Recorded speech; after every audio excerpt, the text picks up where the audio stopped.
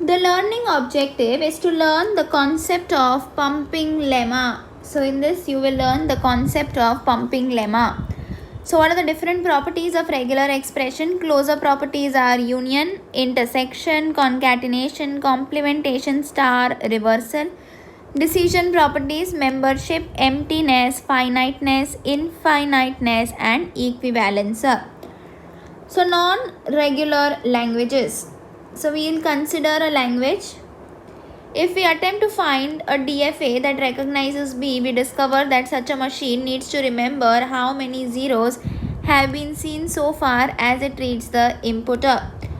Because the number of zeros isn't limited, the machine needs to keep a track on the unlimited number of possibilities. This cannot be done with a finite number of states. So 0 raised to n and 1 raised to n. So the machine has to keep a track on how many number of zeros are there, because it is 0 raised to n times. So intuition may fail us. Just because a language appears to require unbounded memory to be recognized, it does not mean that it is necessarily so. So if it has equal number of zeros and ones, equal number of 0, 1 and 1, 0, then it is a regular language. The technique of proving non-regularity of some language is provided by a theorem about regular languages called pumping lemma. Pumping lemma states that all regular languages have a special property. If we can show that a language L does not have this property, we are guaranteed that L is not regular. So pumping lemma says that all regular languages, they have a special property, and if we prove that a language L does not have that property, then we can say that the language is not regular. So L is regular if a language is regular, if a language satisfies the property of pumping lemma.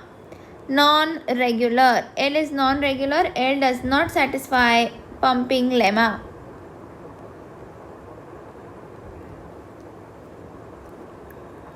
So proving that a language A is not regular using pumping lemma.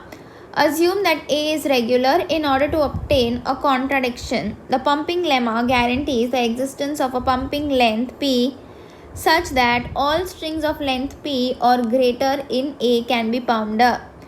Find S belongs to A. S should be mod of S should be greater than equal to P that cannot be pumped. Demonstrate that S cannot be pumped by considering all ways of dividing S into X, Y, Z, showing that for each division, one of the pumping lemma conditions X, Y square, Z belongs to A, Y is greater than 0 and P is greater than equal to XY mod